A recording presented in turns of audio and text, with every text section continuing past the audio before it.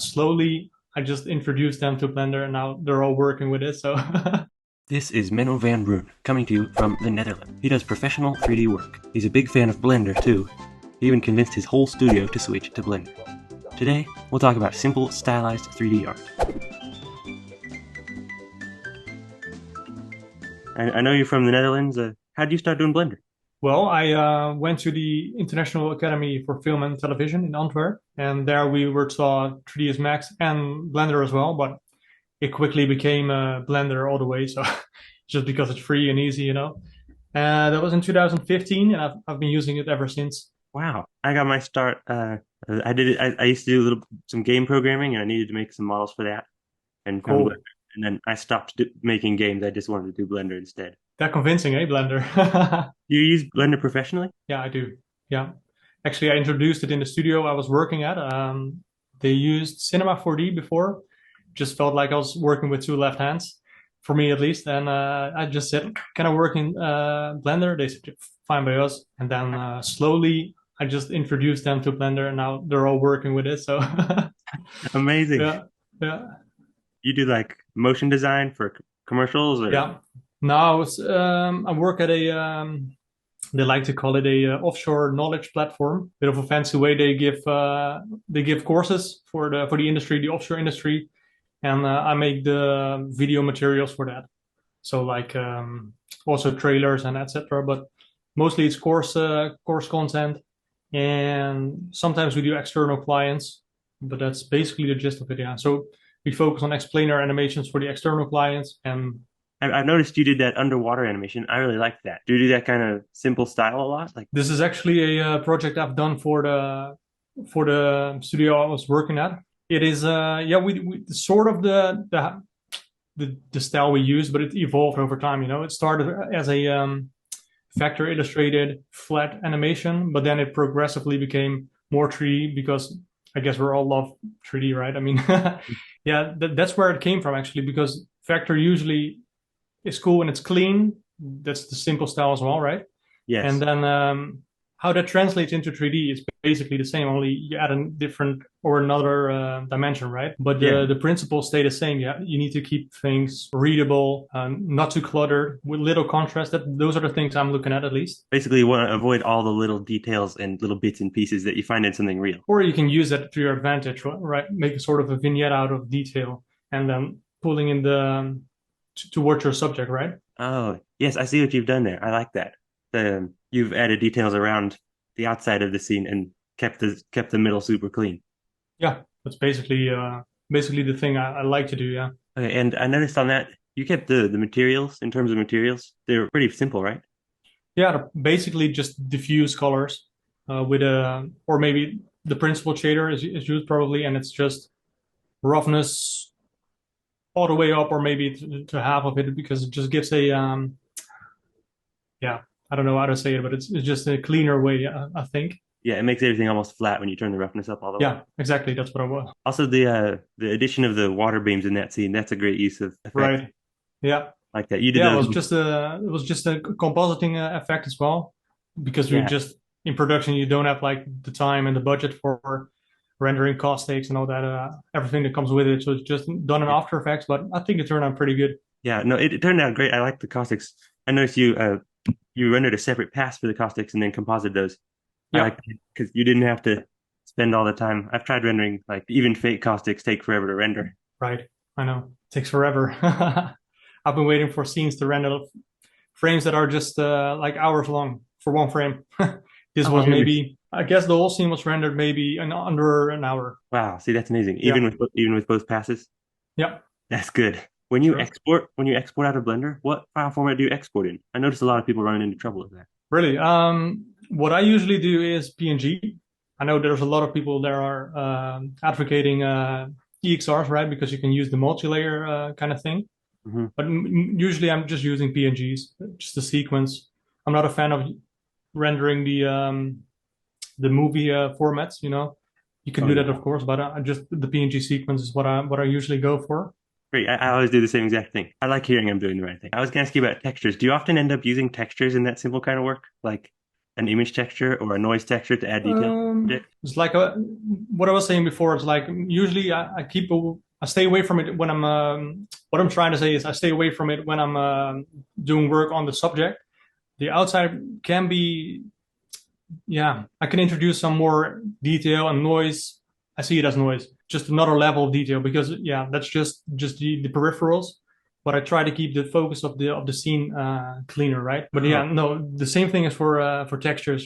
I think in a simple style, the small details usually are textured, but I try to stay away from them. Yeah, I guess it depends. Simple textures, probably. Simple textures, yeah. I was going to ask about smooth versus flat shading. Do you end up ever using flat shading a lot, or are you almost always just using smooth, rounded things? It's a good question. I can't really say that I use flat shading a lot. It's probably more used in really low poly things, right? But usually I like to bevel my even if I render like a low poly looking object or whatever, I introduce bevels and I like to keep those clean. So usually I'm going with smooth shading. I've been experimenting with combining both of those, smooth and flat. Right. Like unbeveled flat shading. I don't know. Maybe here. Okay, do you see that? Yeah. Looks awesome, man. I used smooth shading on the ground there, Yeah. but I left everything else is completely flat shading. Looks awesome, man. Even like the volumetrics are cool. Oh yeah. Is there volumetrics in there or yeah? Yeah, well, I did a really soft volumetrics, but they take so long to render. So I'm putting like, Yeah. you know how you put like a gradient on a plane on a card and just like stick Yeah. it back there? That's for the fog. Oh, cool. I thought I'd ask your opinion and see what you thought. Like, you think I would be better off smooth shading some of that stuff? Well, no, I actually prefer this. For example, the trees, I think if you shade them smooth, they were going to be looking real weird. They're just four phases, right? Five Yeah, with the bottom, of course. yeah. I guess I'd have to subdivide those. Yeah, no. I think this is really, it's a look as well, right? The style, it suits it. For example, in the, what should I call it? Is the UFO, or what is The spaceship. the I know. space? Oh, it's a spaceship, yeah. Yeah, I'm trying to copy this off a. Have you seen Dune movie? No, I haven't, but I want to see it. Yeah. Okay, yeah. Well, there's a spaceship like that. I'm just trying to copy the scene and Cool. keep it true to it. Yeah, yeah, yeah. Awesome, man. I have to check that movie. It's good that you remind me. But yeah, what I wanted to say is usually in these scenes, I like to, for example, the spaceship, I like to bevel those edges because one thing that I learned is that I know that low poly usually it's a look as well, it's a style, but a lot of beginners really when they use low poly it's just because they want to rush to an end result, right? Just a simple bevel gives it even more, I want to say definition or yeah. It would make it well, it would actually help you be able to see it better, really. It would look a little more, maybe even a little more advanced. Right. Yeah. It also highlights it as sort of the hero object of your scene, right? Because it's the most detailed. It is something that catches more lights as well. That's what bevels usually do as well. Hey, that's a good idea. I'm definitely going to try that because I feel like the scene is kind of lacking a little bit. Well, it's great. I mean, it looks really nice. Could use maybe some little color variation in the tree, just subtly.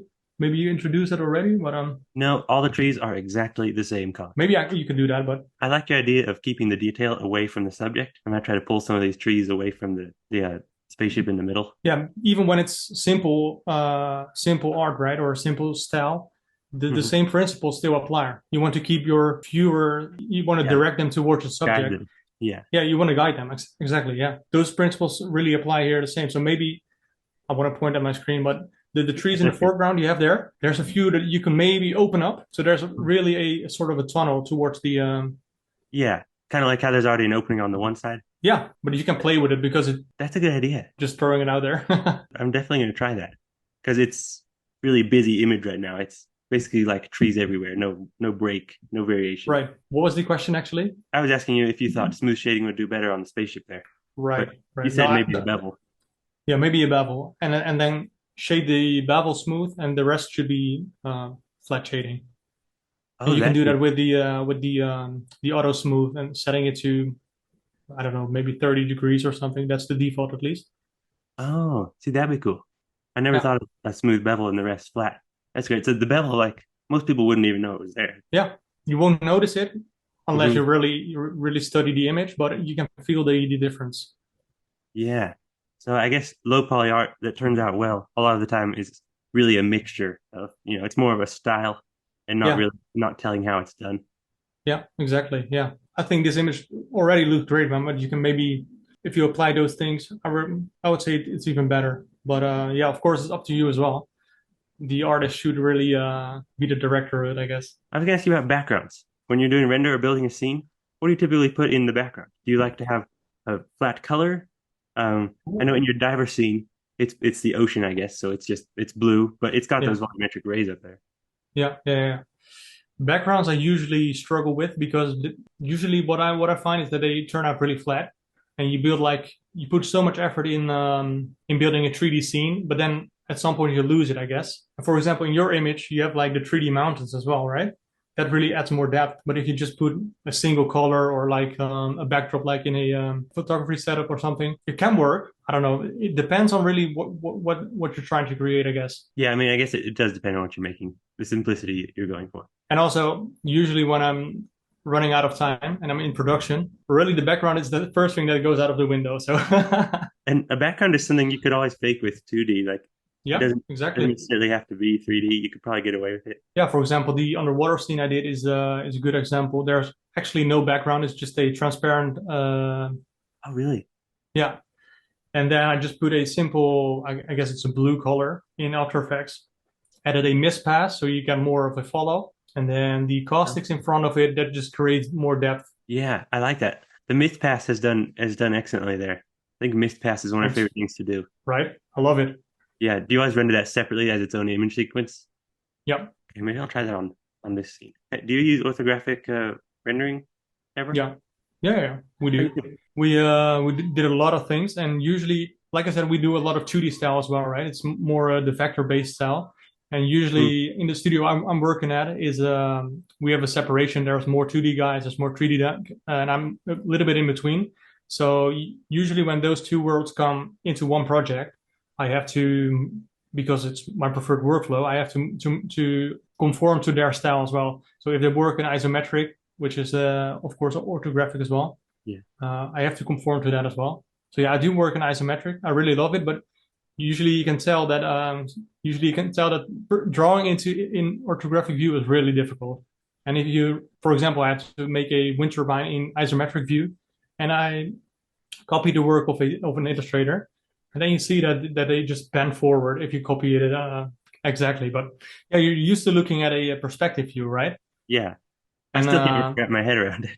yeah, actually, it's kind of weird. Usually, when I look into a scene that's orthographic, I feel like it's just bending, like the scenes in what's the movie, the Inception. I see you Yeah. put up the image as well. Oh yeah. Ooh, I haven't compared those before. There's some definite changes I could make. Oh, well, yeah. It's also the way you interpret it as an artist, right? True. You have some liberties there. So Yes. I think I'm going to darken my spaceship first, though. It's a bit bright. yeah. What else do you think you can add? Or It looks like I'm lacking some of those rocks off in the background. yeah, exactly. Those would be good for breaking it up. Well, I think you're almost there. What are those things in the foreground I just noticed? Right in front of the spaceship here. Yeah. Yeah, I think they're soldiers. They have like their army out in front of the spaceship. Oh, It's see, I like, didn't even notice that. So it's that big, eh? Yeah, of course it is. I just yeah, I fucked mean, up. oh yeah, my scale's a little bit off in comparison. I think you can get away with it, Yeah. and maybe it's just the size of the image as well on my screen, but maybe the formations can be a bit more spread out. Like for example, I don't know how what the number is, or say there's 50 of them in a square. You can maybe do 25 or something to have more. That adds to the readability, I guess, because for me now it was just a black square. I couldn't really see it, Yeah. and it's just a thing to think about, I guess. I guess it's a cliche, right? Right, but less is more sometimes.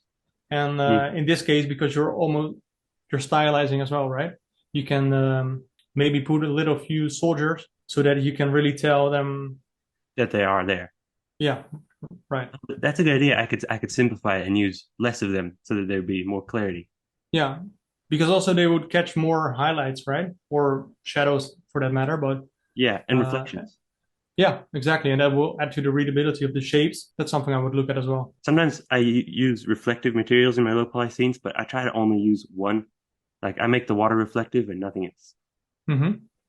That seems to work out really good. The reflection also adds this nice, again, guidance for the viewer as well towards the spaceship. It's really nicely done. I noticed I liked the animation in the little diver scene. You animated him Yeah. with just noise modifiers.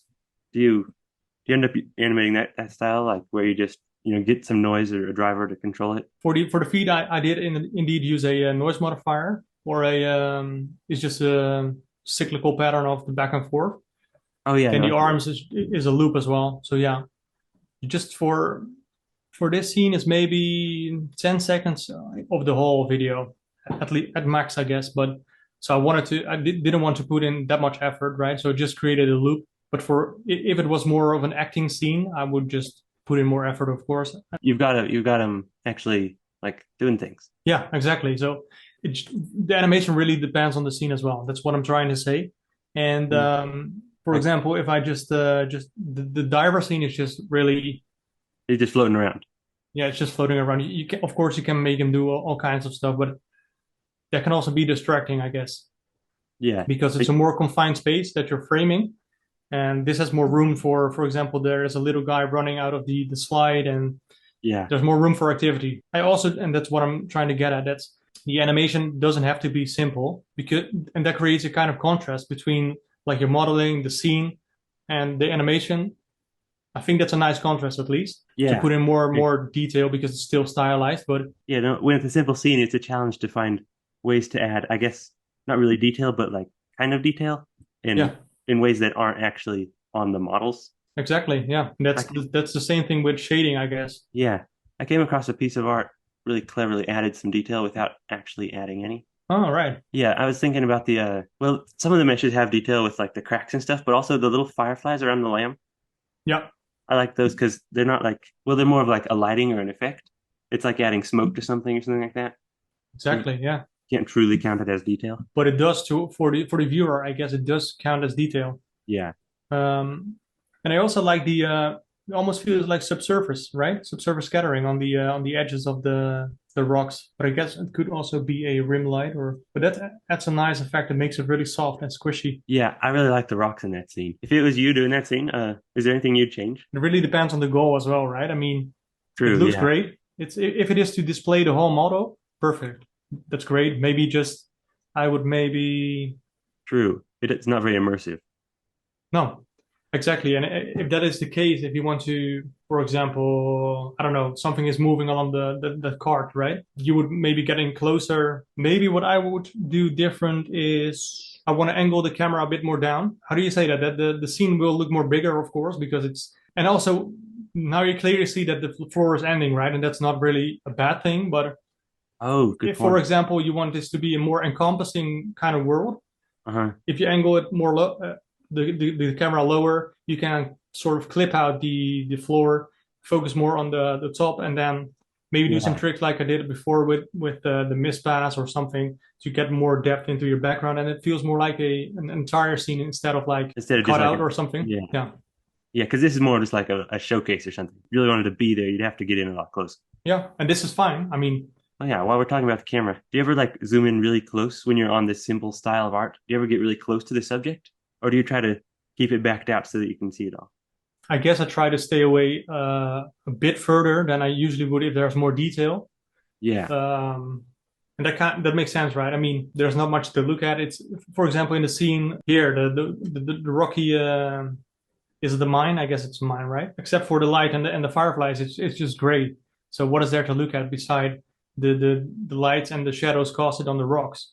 So there's not much to look at. So in this case, like I said before, I would just angle it down, but keep the same distance. Usually I try to stay clear a bit more. So there's a lot more that goes into, of course, than just placing the camera. You need to think about what is the message you want to convey. What is the goal of the shot? Is there anything you want to highlight? Those things are important when you're lining up your shot. Of I guess you want to keep the end goal in mind as much as possible so you know what to make. course, Do you often end up using like shallow depths of field to put other things out of focus? I love it. Yeah, if I can, I really love to use it. I think the combination of the real camera settings and a low poly or a simple style is really it really complements each other.